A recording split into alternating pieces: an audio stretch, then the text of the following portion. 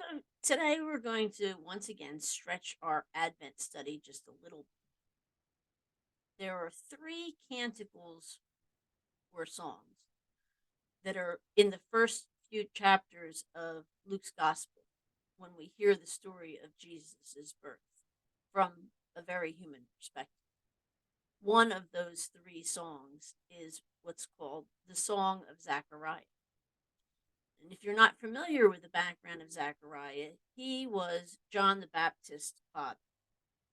So he was a priest of the temple, and he was in the cycle of the year where he was part of the priests that went into the inner sanctum to light incense and things like that.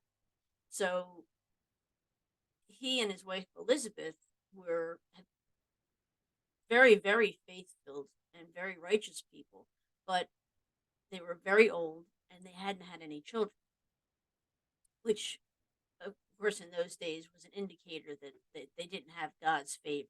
They didn't have children. But that's an aside. So Zechariah is in lighting the incense, and an angel appears next to the altar and says, Zechariah, you and Elizabeth are going to have a baby. And Zechariah, in what I only can assume was a complete state of shock, expressed disbelief in what the angel told him. And then the angel proceeded to say, well, this actually is going to happen. And because you didn't believe me, you're not going to be able to speak until the baby is named. And the baby is to be named John. So Elizabeth finally, she becomes pregnant. She finally does have the baby.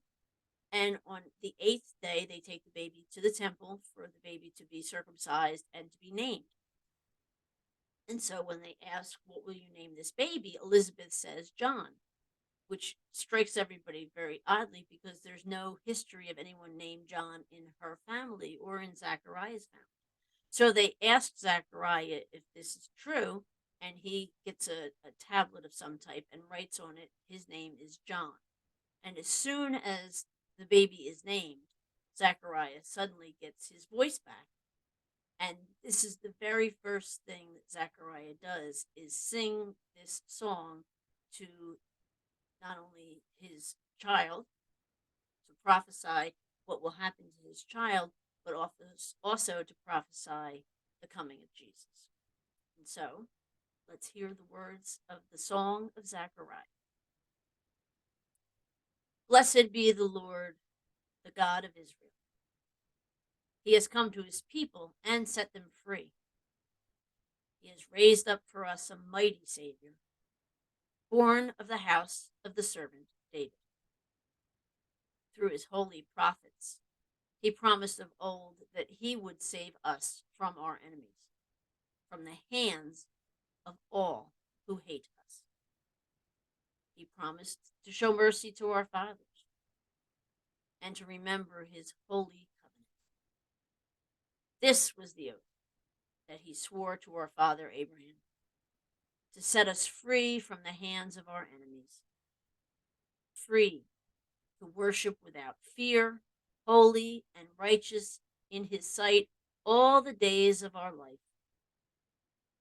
You, my child, shall be called the prophet of the Most High, for you will go before the Lord to prepare his way, to give his people knowledge of salvation by the forgiveness of their sins.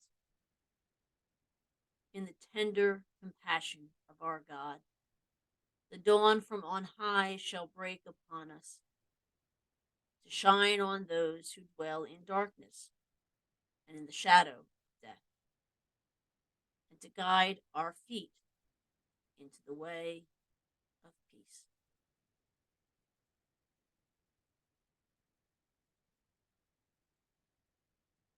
So, my questions as you ponder this hymn is, do you see Zechariah's story and song as important to the story of Christmas?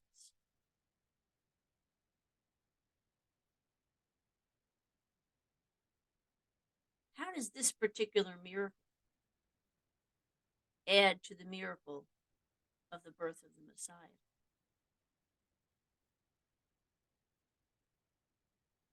And how difficult do you think it was for Zechariah to wait silently? And how do you think he used that time to prepare for both the birth of his son, John, and to prepare for the birth of Jesus, knowing that it was not just a birth, it was the incarnation?